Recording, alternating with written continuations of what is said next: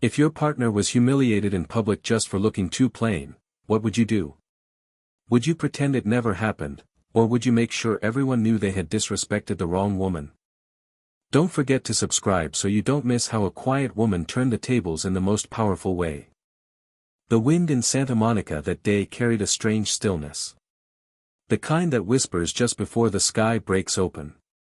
The sun hung low, not quite warm, not yet setting, caught between brightness and shadow like the moment before a difficult truth is spoken aloud. Danielle Carter pulled her Ford Fusion into the private lot of Orion Prestige Motors without a second glance. Her hands remained on the steering wheel long after the engine stopped.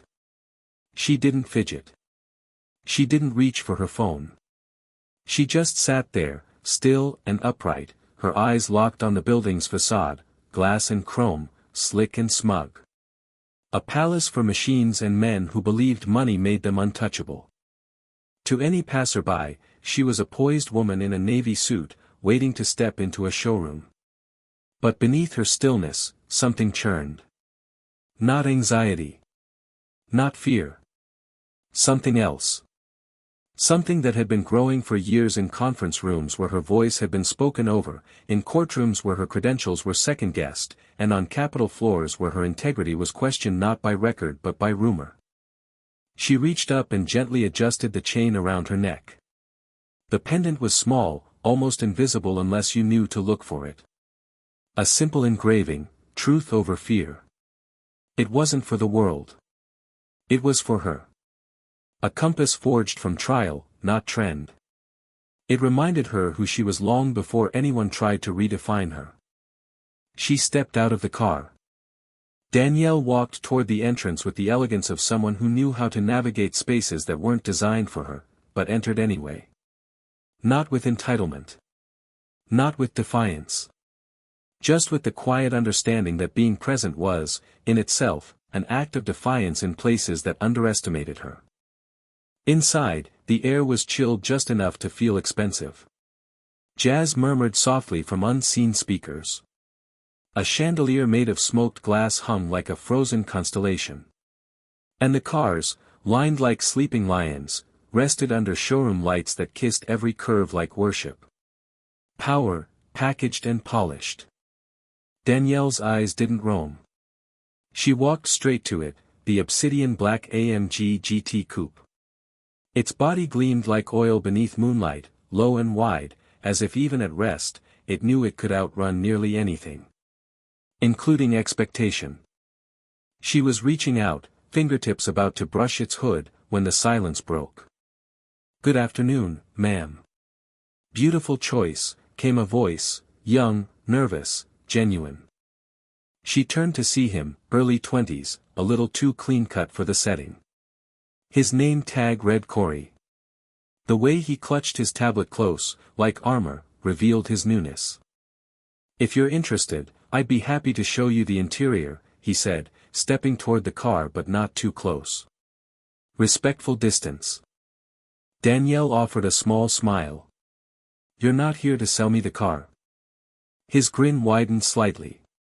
"No, ma'am. I'm here to help you buy it." It was a small moment, but it landed like a soft drop of water in the desert, unexpected decency. But then it happened. Not a word. Not yet. Just a pause. A shift. A sensation in the air as palpable as the subtle drop in temperature when a shadow passes overhead. Her senses caught it before her eyes did. Slow footsteps. Measured.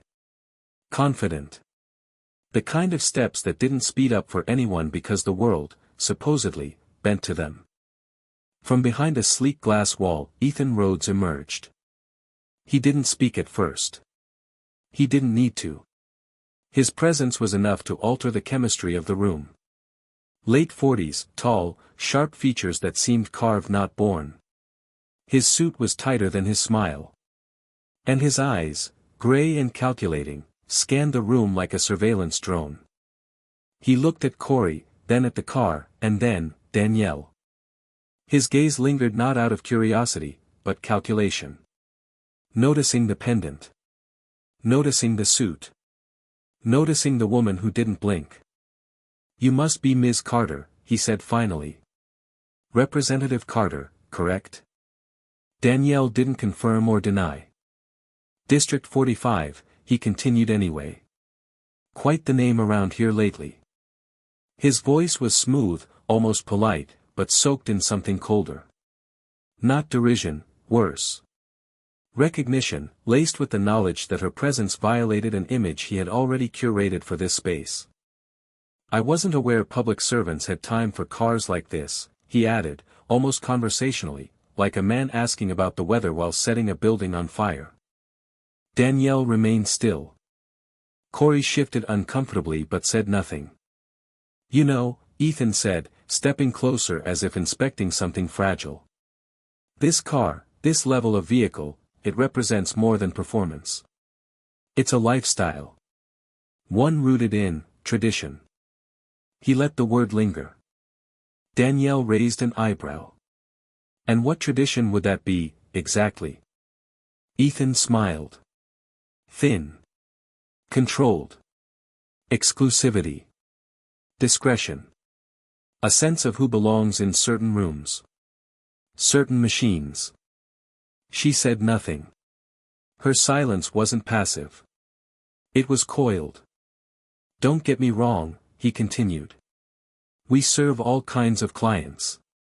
But our brand appeals to a very particular kind of individual. Someone who blends in, rather than stands out."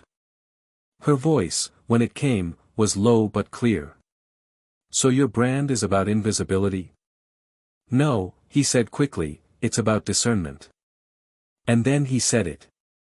"With all due respect, Ms. Carter, Congresswoman, this showroom might not be the best match for the kind of image you project." The words landed like frostbite. Corey looked down at his shoes. Somewhere near the back, another associate turned and vanished down a hallway. Danielle's hands were steady. Her breathing even. But her spine, straight as tempered steel.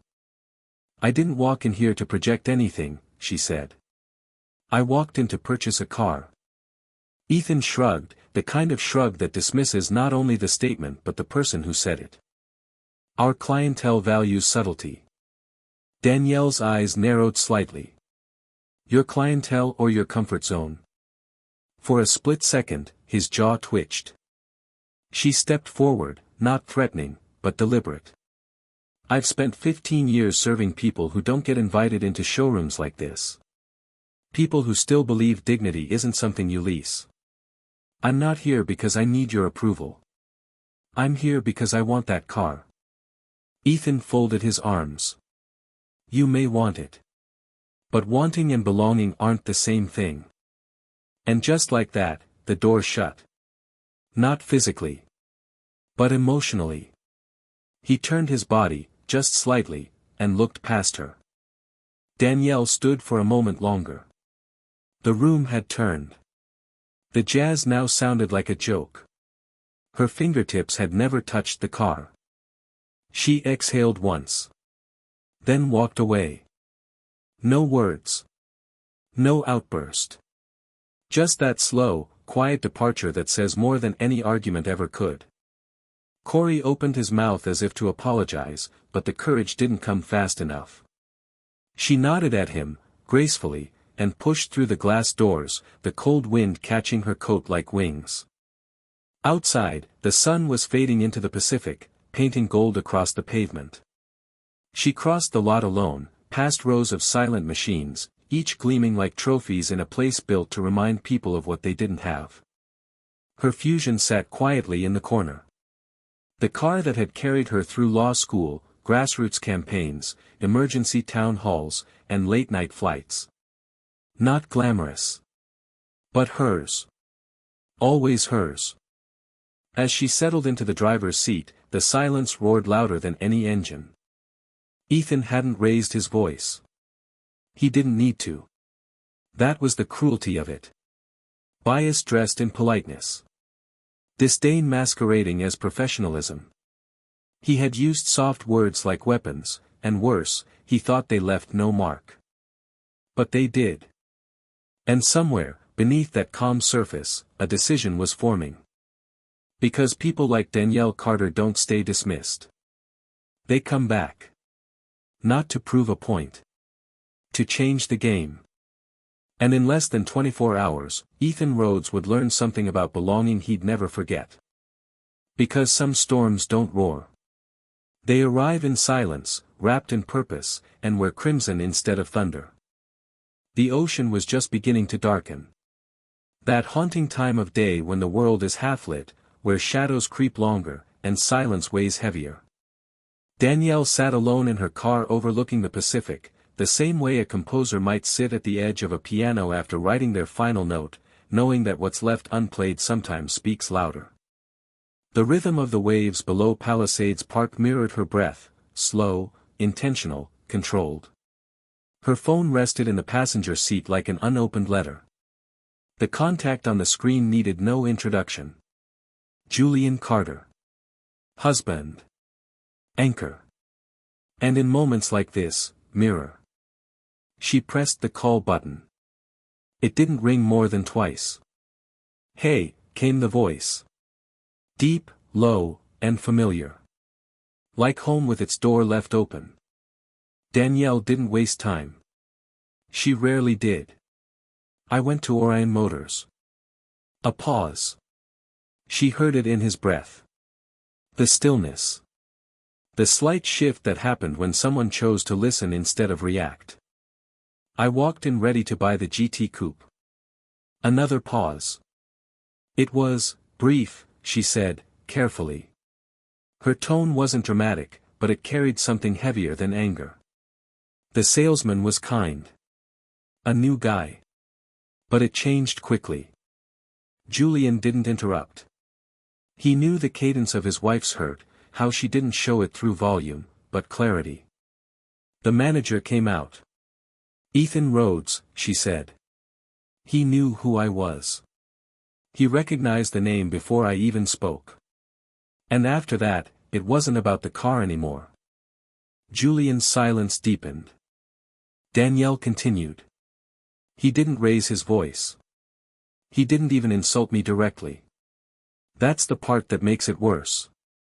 He used words like image and tradition. Smiled while saying I didn't belong. Then made it sound like he was doing me a favor by not letting me touch the car." She didn't cry. She never did in moments like this. But her voice slowed near the end. Not because it was breaking, but because she knew the wound wasn't hers to tend to alone anymore. Julian finally spoke. "What did you say to him?" Danielle exhaled through her nose. "Nothing that would have satisfied the part of me that wanted to." And then, after another breath, "I walked out." Julian absorbed that. Let it sit. He wasn't the man who punched walls. Or slammed fists into conference tables. His version of fury was quieter. The kind that didn't seek spectacle but resolution. He looked across his office in Laurel Canyon, where the afternoon light had begun to slip behind the hills. On the wall hung the framed blueprints from his first company, Altera, the tech platform that helped streamline disaster response logistics. Born out of a problem no one had the courage to solve. That had been his way. Not to scream at broken systems, but to quietly build better ones. And now, something else had broken. Not in theory. Not in policy. But in how someone looked at his wife, and thought she was less. "What was the car again?" Julian asked. Danielle blinked at the question. "Obsidian black. AMG GT Coupe. Exact trim we discussed last month." "Got it," he said. No change in tone. No sigh. No bitterness. Danielle leaned back in her seat, the leather familiar against her spine. "What are you thinking?" Julian's voice remained even. "I'm thinking the man who dismissed you thought he'd made a business decision. That he won something by keeping you out of that showroom." Danielle could hear the gears turning in her husband's mind. She imagined his hand resting just under his chin the way it always did when he was weighing variables. But this wasn't code. It wasn't capital. It was personal, and yet he handled it like a mission brief. He thought it was about the car, Julian added. He's not ready for the lesson it's actually about. There was no bravado in his voice. Just certainty. Danielle smiled faintly, not because she wanted revenge, but because she recognized that tone. It meant something was coming. And not just a response, a reckoning. Later that evening, they didn't speak of the dealership. They made dinner together. Played Miles Davis on the turntable. Talked about Julian's upcoming presentation to FEMA. They debated how to help Mason, their godson, navigate school politics. Julian refilled her glass with wine, kissed her forehead mid-sentence, and tucked a blanket around her legs when they sat on the porch watching the sky melt into indigo. He never once brought up Ethan Rhodes again. But Danielle could see it in his stillness, like watching an architect trace plans no one else could see. And somewhere, beneath the calm of his exterior, a question began echoing louder. What do you do when someone mistakes your silence for weakness? Julian had spent his life being underestimated. A black man in Silicon Valley, pitching solutions to billionaires who couldn't pronounce the names of the cities he built them for. He learned early, loud didn't last. It flared. Then it faded. But strategy, real, deliberate strategy, left echoes that outlived empires. The next morning came without ceremony. Danielle was still in bed when she heard it. Not the beep of a phone. Not a knock on the door. It was a sound, deep, velvety, and smooth. Like a storm inhaling. The sound of engineering precision wrapped in authority. She walked to the balcony. There, below her, gleaming in the light like red velvet trimmed in chrome, was a Rolls-Royce Phantom. Crimson. Custom. Poised like royalty in the driveway. Julian stood beside it, wearing a tailored charcoal suit, open collar, no tie. He didn't pose. Didn't look up. He simply adjusted the cuff of his sleeve and opened the driver's side door. Danielle's breath caught, not at the car. But at the stillness. The exacting calm of her husband's silence. The kind that promised movement. Not noise. She came downstairs slowly, eyes locked on him. You're going. Julian nodded, without turning. What are you going to say? He finally looked up. Nothing he'll be able to forget. He stepped inside the Phantom. The door shut with the hush of finality. Danielle watched him disappear down the winding road. Her heart didn't race. But it thudded deeply, like a drum announcing the arrival of something neither chaotic nor vengeful, just inevitable. Because what Julian understood, what Ethan Rhodes would soon learn, is that some men walk into a room to prove something. And some men walk in to change it. Not with words. But with presence. And a reminder. Silence isn't absence. It's power, waiting for the right time to speak. The morning sun had not yet found its confidence. A layer of pale haze softened the city's sharpest edges, casting everything in a quiet, muted light that made glass gleam but dimmed the gold. At Orion Prestige Motors, the day began like any other, calculated, curated, and carefully rehearsed. Jazz poured from overhead speakers in tones selected not for emotion, but for ambience. The scent of leather and expensive polish hung like unspoken rules in the air. Ethan Rhodes stood near the central display, tapping lightly on his tablet, reading specs he already knew by heart. His gray suit matched the tone of the morning, smooth, restrained, and rehearsed. He sipped from a porcelain cup, not because he needed the coffee but because it completed the image. Clients were trickling in. Conversations began with scripted warmth and ended with practiced nods. Yesterday, an inconvenience had occurred. Not a scandal. Not even a disruption, really. Just an awkward moment, a woman who didn't quite fit the mold. A politician, no less. Ethan had dismissed it like a stain that could be buffed out. A misstep. Momentary. Forgettable. He had no idea that, just blocks away, something far more deliberate was unfolding. It began as a sound. Not abrupt. Not loud. But impossible to ignore. It rolled across the lot like a whisper with gravity, a deep, dignified hum that seemed to bend the very air around it. One of the junior sales associates standing by the front desk looked up first, puzzled. Then the doors began to catch reflections, chrome and crimson gliding across the showroom's wide glass like a flame in motion. The phantom arrived. Not a car. Not a symbol. A statement. It didn't park. It arrived. And when it did, everything else seemed to pause, not by order, but by instinct. Julian Carter stepped out like he belonged to the silence. His every movement held a kind of unspoken command. He didn't need applause. He wasn't here for spectacle. He wasn't even angry. He was inevitable. Tailored charcoal suit. Crisp collar. No tie. A man who had walked through institutions, boardrooms, battlefields, each one underestimating him until he rearranged their understanding. He didn't look around. Didn't admire the showroom. Didn't seek direction. He already knew exactly where he was going. And Ethan Rhodes, who had just taken another sip of coffee, froze when he saw him. His grip on the cup tightened involuntarily.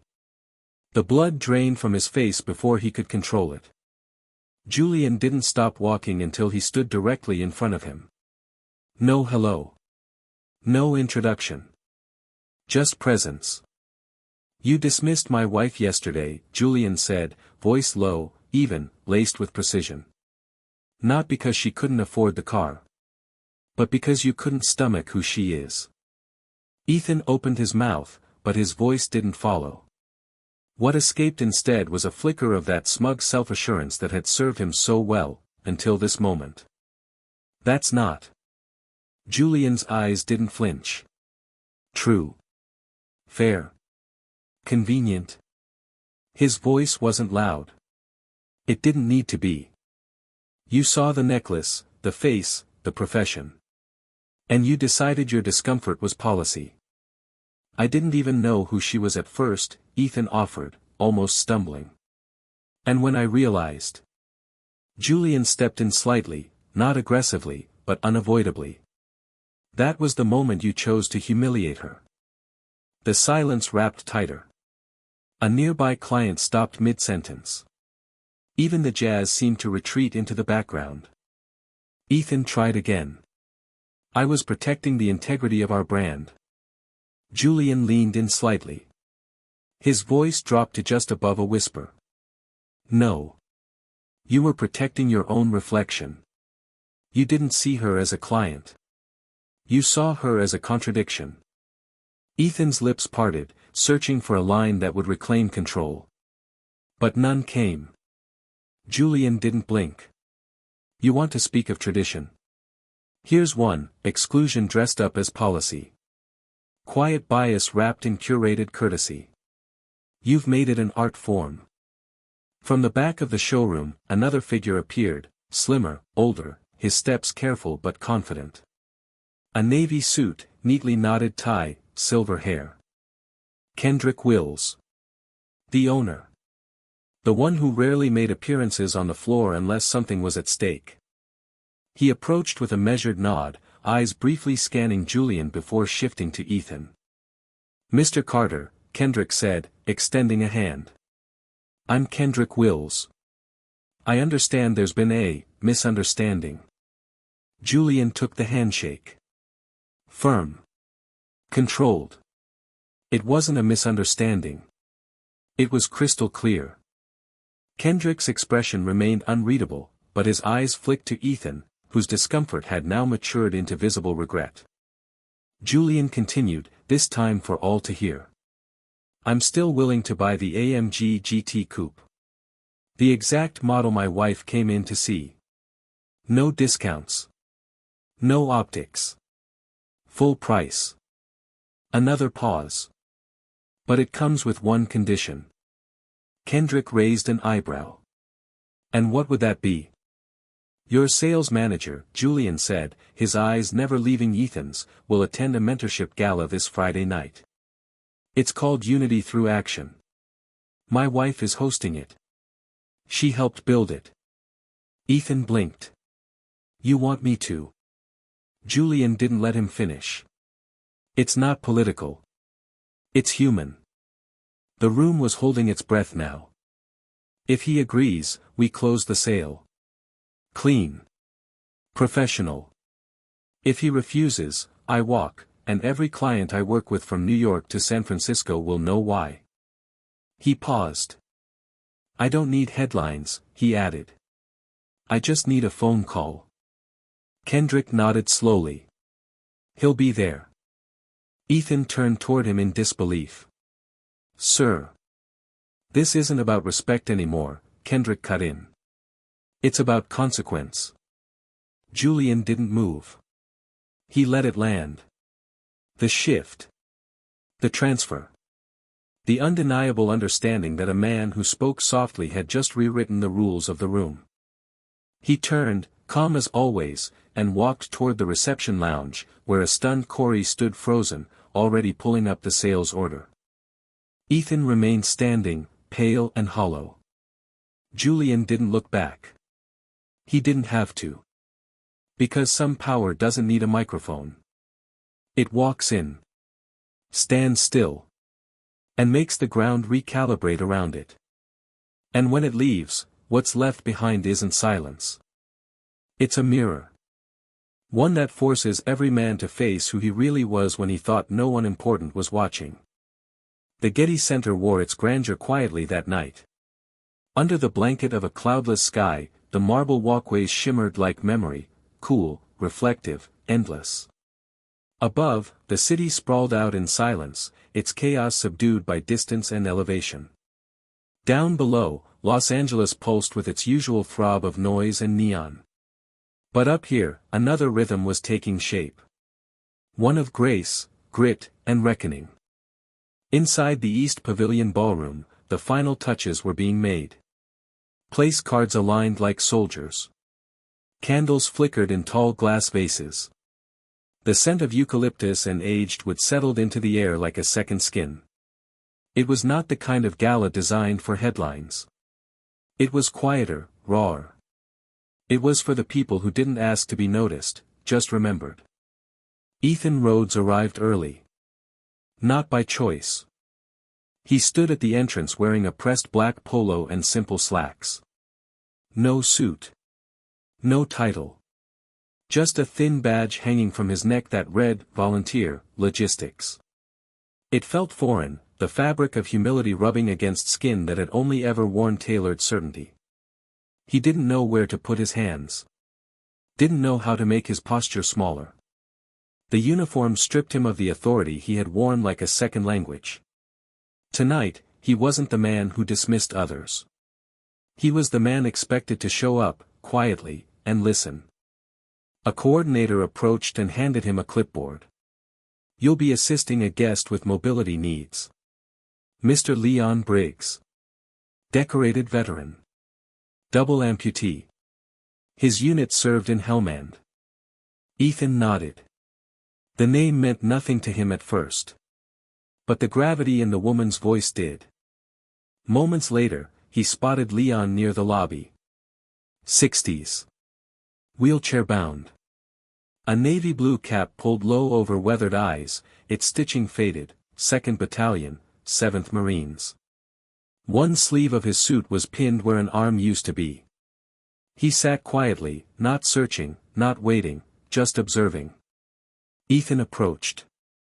Mr. Briggs, he asked, voice lower than usual. Leon looked up, gaze steady but unreadable. You the ride tonight? I am. Leon offered a nod. Then let's roll. They moved through the gathering crowd in silence. Ethan didn't try to speak. He sensed that Leon didn't need narration, only respect. The ballroom was beginning to fill, veterans, teachers, community leaders, young people in their Sunday best, some wearing borrowed jackets and oversized shoes. People who had come not to be dazzled but to be honored. Each one brought a story that couldn't be Googled. They found their table near the front. Ethan adjusted Leon's position and pulled out his own chair behind him, unsure if he was meant to sit or hover. Leon glanced back. "You can breathe, you know." Ethan let out a quiet breath. "They don't bite," Leon added. "Most of them don't even talk about what they've seen. But they carry it. You'll feel it if you stay long enough." The lights dimmed. A spotlight formed at the podium. And then she stepped forward. Danielle Carter didn't wear glitter or glam. Her gown was a deep navy, sleek and minimalist, a quiet echo of everything she had always been, composed, deliberate, unapologetically present. Her hair pulled back, her face calm. A small silver eagle pin, the gala's insignia, rested near her collarbone, glinting like an oath. She didn't speak of her title. Didn't call attention to the moment that had led them all here. She simply welcomed the room. Thanked the donors. Acknowledged the soldiers. Invited the mentors. Her voice was the kind of steady that doesn't rise to compete, it draws you down to listen. And Ethan, from the second row, listened harder than he had in years. The first performance was from a teenage poet named Mason. 16. Quiet fire in his bones. He stepped on stage, no notes, just breath and rhythm and vulnerability. "I come from a place where dreamers don't always make it. Where belonging is something you wear until someone tells you to take it off." His words weren't rehearsed, they were lived. And every syllable landed like footsteps on a battlefield Ethan had never walked. Mason wasn't asking for sympathy. He was holding up a mirror. And Ethan felt it. Not guilt. Something heavier. Recognition.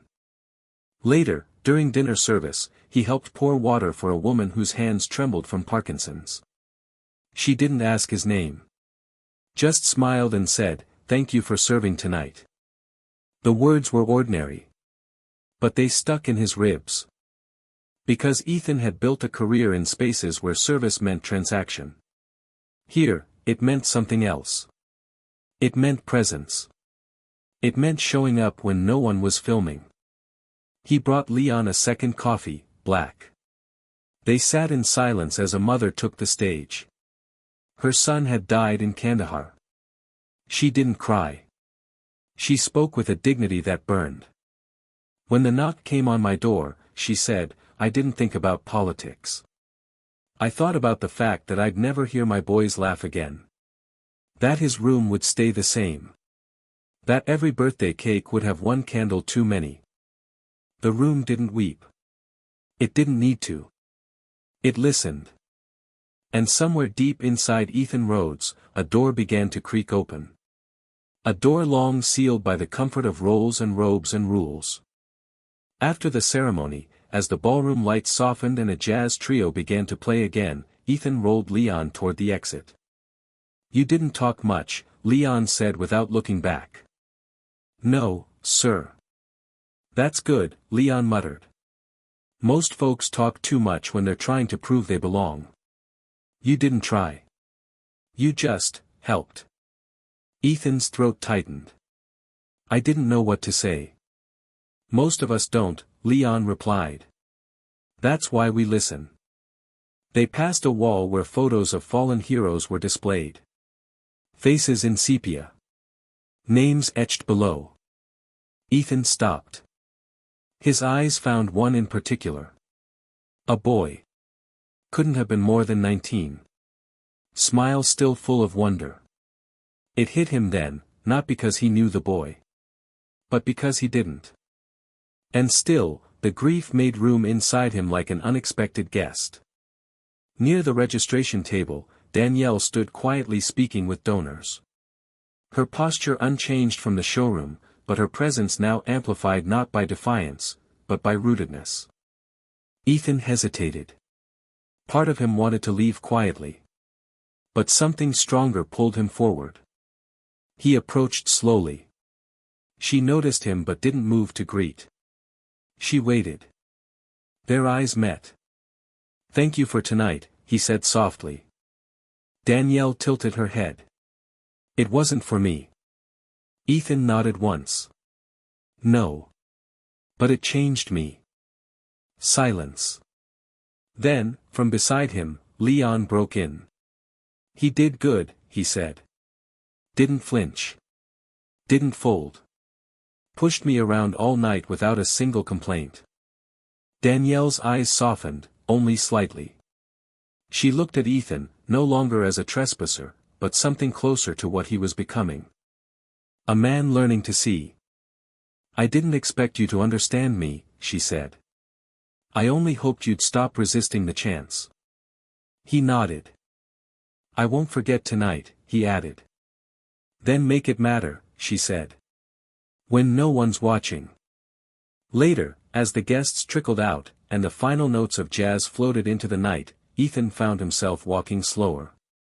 Not because he was tired. Because he wasn't ready to let go of the weight. The good kind of weight. The kind that meant something had taken root.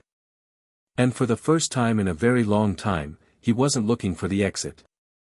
He was looking for a way forward.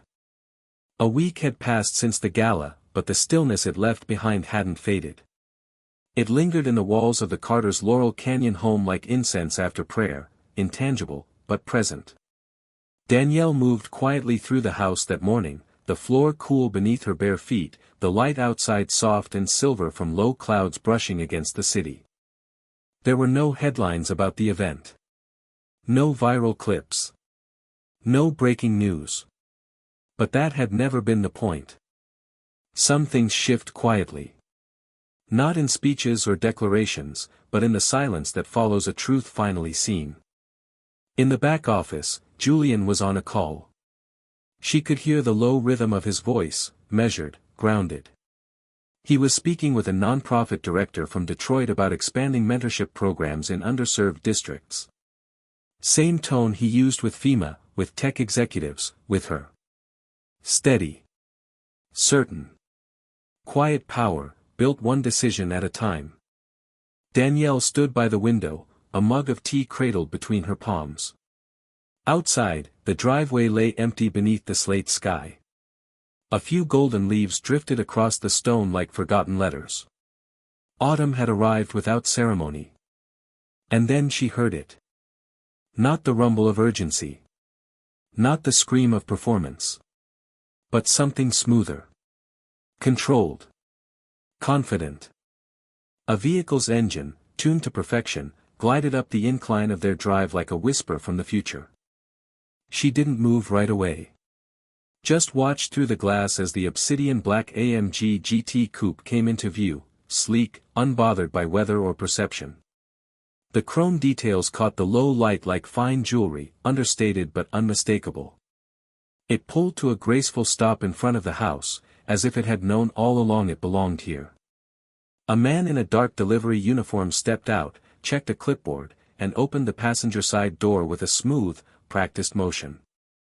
Julian appeared behind her without a sound. He slipped on his coat, his movements unhurried. They said it would arrive next week, Danielle said, her voice neutral, watching the man open the trunk and remove a small leather case.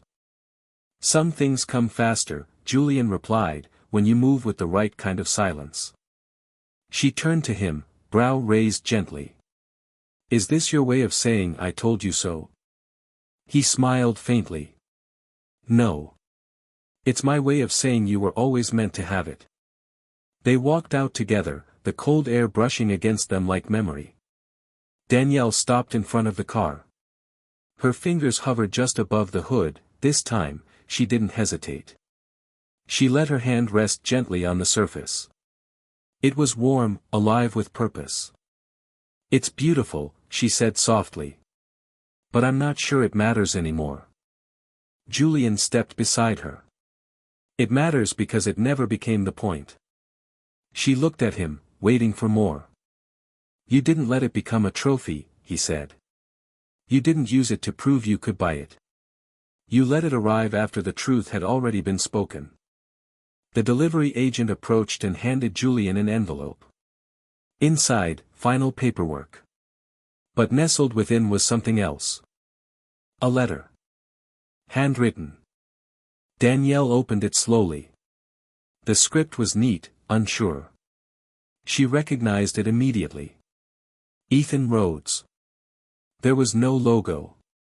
No signature flourish. Just a quiet voice, reduced to ink. I won't pretend that one night changed who I am. But it opened something I had boarded shut. And now I know what I saw that day wasn't a woman making a scene.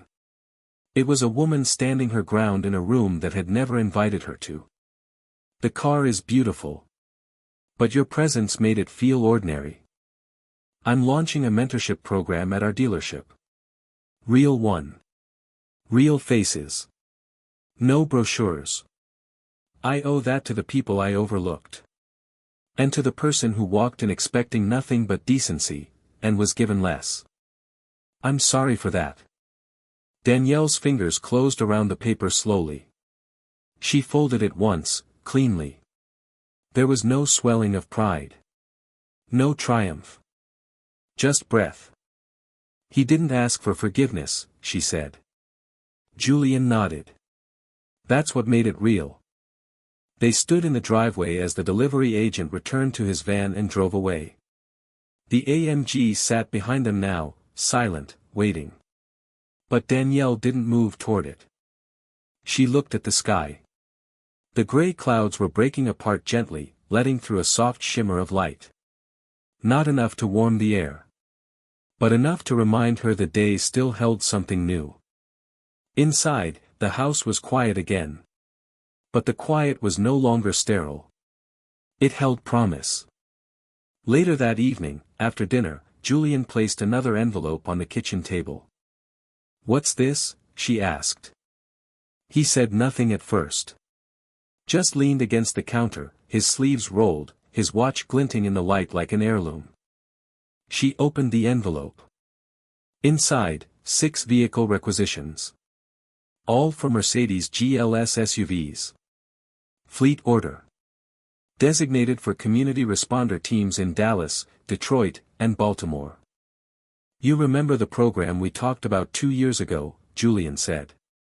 The Community First Safety Units. Health advocates, counselors, trained responders, not just cops with sirens. Her eyes scanned the contracts. Signed. Sealed. All 6, he said. Ethan's team will coordinate deliveries. Under review. Under watch. But I gave them the opportunity. Danielle looked up. Why him? Because it matters who handles the repair, Julian said. If someone else did it, it would be clean. Forgettable. If he does it, he has to earn it. Every mile. Every key. Danielle ran a finger along the top edge of the paper. You don't believe in easy endings, do you? I believe in beginnings that matter more. The next morning, Ethan Rhodes stood in his office at Orion Motors, looking down at the printed work order packet. His hands were steady. But his shoulders felt heavier than usual. Not with guilt. Not with fear. With responsibility. The packet didn't promise redemption. But it offered a chance. To hold something that once terrified him, not because it was powerful, but because it refused to apologize for existing. Back in Laurel Canyon, the AMG rested quietly in the garage. Danielle walked past it without touching the wheel. Not because she didn't value it. Because she no longer needed it to speak for her. She had already spoken. With her silence. With her presence.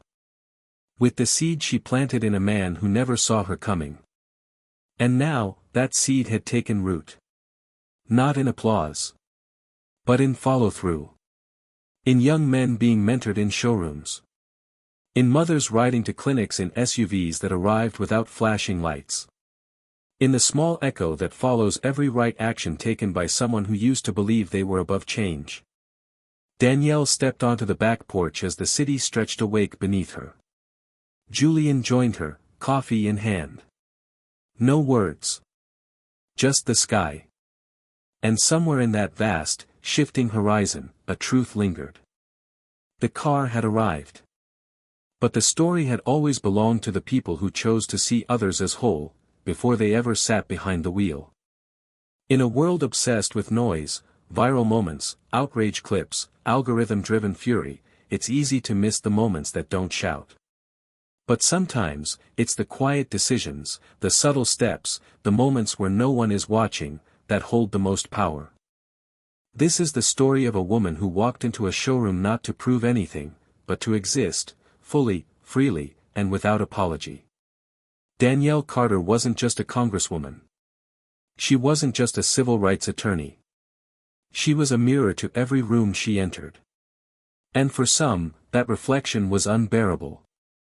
She didn't demand recognition. She didn't carry a camera crew. She carried composure. Her presence alone disrupted the carefully curated world that Ethan Rhodes, the dealership manager, had wrapped around himself like a designer suit, tailored, exclusionary, and sharp enough to wound. When Danielle was dismissed, it wasn't with raised voices. It was with a smile. A no dressed in politeness. A rejection that didn't shout but sliced. But here's what Ethan didn't understand. Danielle had spent a lifetime navigating institutions built to erase her. She knew how to walk through doors that didn't want to open and stand still until the hinges remembered how to swing. And when she walked away from that dealership, she didn't walk away defeated. She walked away deciding. Julian Carter, her husband, didn't respond with spectacle either. He didn't storm in shouting. He arrived in silence. In a crimson phantom. Not as a display of wealth, but of weight. His presence carried the gravity of someone who doesn't raise his voice because the truth speaks louder than volume. Julian knew what kind of world Danielle had been forced to confront her entire life.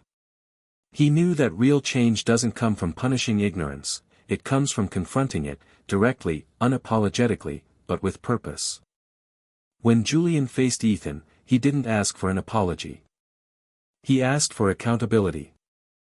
And in doing so, he created a condition. Not one of vengeance, but one of exposure. You will attend the gala, he said. You will see the people you ignore. You will be surrounded by those you dismiss. You will feel the weight of your assumptions, and then decide if you still want to carry them. Ethan, reluctantly, accepted. And something unexpected happened. In that ballroom, surrounded by veterans, youth leaders, wounded warriors, and community organizers, Ethan was stripped of the role he had always hidden behind. No title. No desk. Just a clipboard and the assignment to serve. There, in that space, he began to listen. To voices like Mason, a 16-year-old poet who'd grown up being told his place was somewhere else. To Leon Briggs, a veteran who had lost limbs but never lost his pride. To mothers whose grief didn't fit neatly into party platforms, but instead asked one simple question: will you care when no one is watching? Ethan entered the room as a man guarding his worldview. He left as a man carrying the pieces of it, unsure how to put them back together, but certain that he could never rebuild them the same way. And when the AMG finally arrived in Danielle's driveway, it wasn't a trophy. It was a marker. A final punctuation at the end of a sentence written not in money, but in character. Because the car was never the story. The people were. Danielle didn't weaponize the moment for fame. She didn't demand retribution. She moved forward with clarity, and in doing so, she gave Ethan a chance not to apologize, but to grow. That's the kind of justice that doesn't trend on Twitter. It lives in quiet shifts. In changed eyes. In new questions being asked behind old desks. And Julian, always the architect, didn't stop with the car. He delivered something deeper, a responsibility. A fleet of vehicles meant for community response, real, human-first engagement in places long forgotten. And he didn't hand that contract to the biggest bidder. He handed it to the man who once failed his wife.